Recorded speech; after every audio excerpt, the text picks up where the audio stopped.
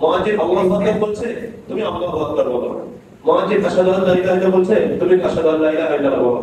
মুয়াজ্জিন আশহাদু আন্না মুহাম্মাদুর রাসূলুল্লাহ বলছে, তুমি কি করো? আশহাদু আন্না মুহাম্মাদুর রাসূলুল্লাহ বলো। মুয়াজ্জিন হাইয়া আলা সালাহ বলছে, এক্ষেত্রে কি বলবে? লা হাওলা ওয়ালা কুওয়াতা ইল্লা বিল্লাহ। মুয়াজ্জিন হাইয়া আলা সালাহ বলছে, সেখানে কি বলবে? লা হাওলা ওয়ালা কুওয়াতা ইল্লা বিল্লাহ। এটা অন্য হাদিস দ্বারা আছে, এই হাদিসে নেই। মুয়াজ্জিন আবার যখন আল্লাহু আকবার বলছে, তখন তুমি কি বলো? আল্লাহু আকবার বলো। মুয়াজ্জিন লা ইলাহা ইল্লাল্লাহ বলছে, তুমি কি বলো? লা ইলাহা ইল্লাল্লাহ বলো। আল্লাহ নবী কি বললেন? কুলু মিসলামা ইয়াকুল। মুয়াজ্জিন যা বলে তুমিও তাই বলো। সুম্মা সাল্লু আলাইয়া। আজানের উত্তর দেওয়ার পর আমার উপর দুরূদ পাঠ করো, আমার প্রতি দুরূদ পাঠ করো।